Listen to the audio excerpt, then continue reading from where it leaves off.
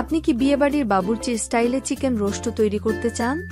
সাধারণত বিয়ে বাড়ির চিকেন রোস্ট এবং আপনার চিকেন রোস্টের মাঝে পার্থক্য হল মশলার কম্বিনেশন আর রান্নার প্রসেস।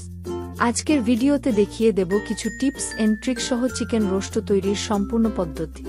গত ভিডিওতে আমি গরুর মাংস রান্নার একটি রেসিপি দিয়েছিলাম, আপনি চাইলে আই বাটন থেকে দেখে নিতে পারেন। তো আজকের রেসিপিটি শুরু করি। আপনারা দেখছেন টেস্টি কুক চ্যানেল। এরকম ভিডিও আরো দেখতে চাইলে চ্যানেলটি সাবস্ক্রাইব করে সাথে থাকুন। প্রথমে একটি বাটিতে প্রায় 700 গ্রামের মতো দেশি মুরগির মাংস নিলাম এবং এতে 1 চা চামচ লবণ দিয়ে ভালোভাবে মেখে নেব। একটি কড়াইয়ে 1 কাপ পেঁয়াজ কুচিকে ভালোভাবে ভেজে নিয়ে পেঁয়াজের বেরেস্তা তৈরি করে রেখে দিলাম।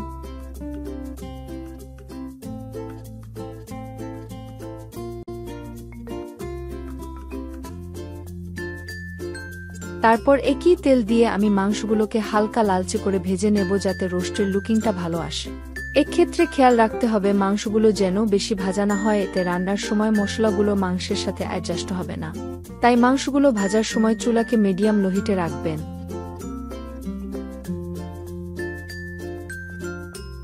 এখন আমি একটি মশলার পেস্ট তৈরি করব যেটা চিকেন রোস্ট তৈরির জন্য অত্যন্ত গুরুত্বপূর্ণ। প্রথমে একটি গ্রাইন্ডার জারে 1 টেবিলস্পুন নারিকেল, কাঠবাদাম 15 পিস। কাঠবাদামগুলো গরম পানিতে কিছুক্ষণ রেখে সহজেই এর খোসাগুলো আলাদা করতে পারবেন, এবং কাজু বাদাম 8-10 পিস দিয়ে গ্রাইন্ড করে নেব। অতঃপর একটি বাটিতে টক ঘি 2 টেবিলস্পুন, নারিকেল এবং বাদামের মিশ্রণ 3 টেবিলস্পুন, রসুন 1 টেবিলস্পুন, আদা 1/2 টেবিলস্পুন, কালো গোল মরিচ 1 টিস্পুন, মরিচের গুঁড়া 1 টিস্পুন, জিরা এবং ধনিয়া একত্রে 1.5 টিস্পুন, গরম মশলা 1/2 টিস্পুন, 1 টিস্পুন লবণ এবং 2 টেবিলস্পুন টমেটো সস দিয়ে একটি পেস্ট তৈরি করে নেব। টমেটো সসটা দেওয়ার কারণ হচ্ছে এতে রোস্টের স্বাদটা বাড়িয়ে দিবে এবং রোস্টের ঝোল ও গ্রেভি হবে। আর এখানে আমি কাজু ও কাঠ বাদাম দেওয়ার কারণে আলাদাভাবে চিনি অ্যাড করতেছি না, তবে আপনারা চাইলে 1/2 টিস্পুন দিতে পারেন।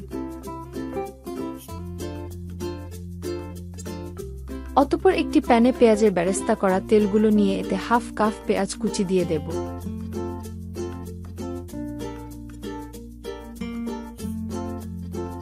তারপর এতে 3 পিস তেজপাতা, 5 পিস এলাচ, 1 পিস কালো এলাচ, 2 পিস দারুচিনি দিয়ে দিলাম এবং পেঁয়াজগুলো ভালো করে ভাজা করে নেব। কালো এলাচটা অপশনাল ভাবে ইউজ করা হয়েছে, হাতের কাছে না থাকলে দিতে হবে না।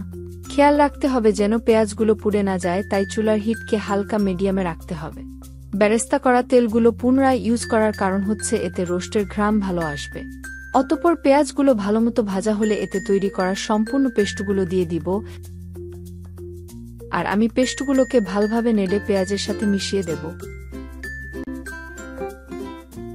তারপর পেস্টের বাটিতে করেই আমি এতে 1/2 কাপ পানি দিয়ে দিব, আর মশলাগুলো ততক্ষণ কষাবো যতক্ষণ না তেলগুলো মশলার উপরে উঠে আসছে। তবে খেয়াল রাখতে হবে পেস্টগুলো যেন কড়াই এর তলানিতে লেগে পুড়ে না যায়, তাই একে কিছুক্ষণ পরপর নেড়ে নেব। আমি মশলাগুলো প্রায় 10 মিনিট কষিয়ে নিয়েছি। অতঃপর এতে এক এক করে চিকেন পিসগুলো দিয়ে দিলাম।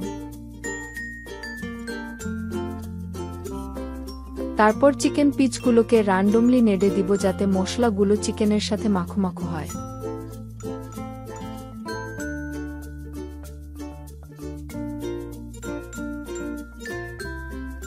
তারপর এতে 1 কাপ দুধ দিয়ে দিলাম এবং আবারও ভালো করে নেড়ে দিব যাতে দুধগুলো ভালোভাবে মিশিয়ে যায়। তারপর ঢাকনি দিয়ে 30 মিনিট কুক করে নেব।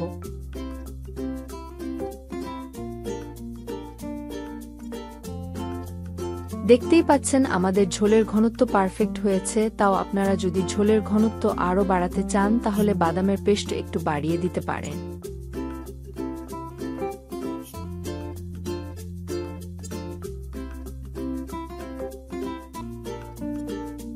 এর মাঝে এতে 3 পিস কাঁচা মরিচ দিয়ে দেব।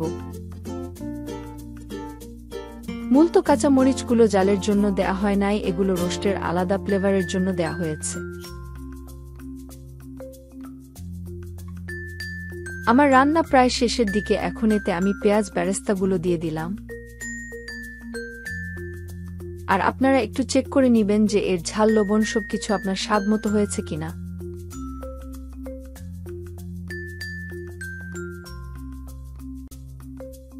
আমাদের চিকেন রোস্ট পরিবেশনের জন্য পুরোপুরি প্রস্তুত।